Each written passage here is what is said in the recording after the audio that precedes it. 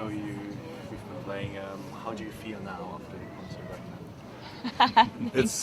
now? Thank you very much. It's such wonderful energy. You know, that's what we try to do, is communicate a very important message to us through the energy of our music. And when the crowd gives us energy, it just keeps building. And you know, for us, that's the intent and the purpose. So it feels wonderful. You know, I think that it's important for us to express and transform, you know, the frustration and transform the anger that we have into something positive. And I think that was done today. Ja, ich habe es ungefähr verstanden. Wie versteht ihr eure Musik? Spielt ihr das der Musik willen oder ist für euch Musik auch irgendwie Botschaft? Do you play your music just for playing music, or is there a hidden message into music? I think we have to play music because it's part of who we are. It comes from our hearts. It's part of our identity, and I think that when we first started playing music, it wasn't with the intent of becoming a band or with touring or making CDs. It was just for us a way to express ourselves, an art form, a way, kind of a tool for communication. Well, is the message is really the core of all of our songs and all of our music. But it's you know, there are many different messages, but the core of it, I think, is respect and understanding, to build bridges between all cultures and all people so we can heal the wounds that exist in our community. You know, we at some point in the future hope to write songs that are more happy, you know, more love songs maybe. But right now we have very serious issues, very serious concerns. So always the core is that message, because this is our tool, like media. You know, we're creating this alternative media through our music and doing everything that we can to express the concerns that aren't addressed in our community. Like the media, mainstream media, like TV, the news, a lot of times doesn't cover our issues, or sometimes it covers our issues and it's very biased against us as Native people. So in order to challenge that and to address that, we have to have that message in our music to be able to communicate to people. Culturally, as well as Navajo, Diné, where we come from, our healers, Hatathi, the singers, those are the ones that carry the message, and it's just something that's natural for us. We put our history, our voice of our people, the things that we're dealing with today. That's traditionally how, you know, songs and oral history would be carried on, is through the songs. So that's what we've done, is we've taken what we're faced with today as indigenous people, and we've put that to music and amplified the voice of our people. Und welchen Support, welche Unterstützung habt ihr in eurem Stamm oder in eurem Umfeld? Wie ist das? Wir sehen jetzt euch drei, aber wie lebt ihr in Amerika? He's asking you, do you have some kind of support from your own tribe? How do you live in America in your tribe? Are you two guys the big musicians, or are you just normal people who are trying to play some music? Well, in 2005, we won Group of the Year at the Native American Music Awards, which is the biggest awards recognition in the United States for Native American music. Before that, in 2001, we won 2002. That was 2003. 2002, we won Best Pop Rock Album for our album One Nation Under. And we don't do this for awards, of course. We do it for our communities.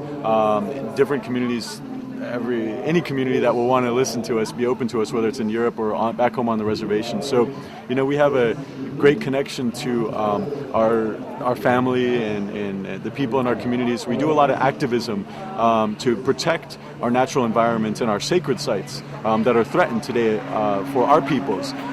So through our music, through our activism, we try to bring people together, bring bridges together. And we've even been recognized by the Navajo tribe, the Navajo Tribal Council, the Speaker's Office, as cultural ambassadors through all the work that we do. We've cultural done emissaries. Yeah, cultural emissaries.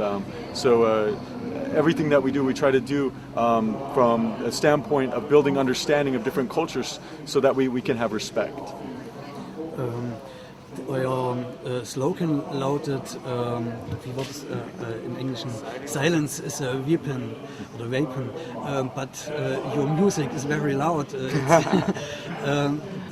Wie löst ihr diesen Gegensatz auf? I think that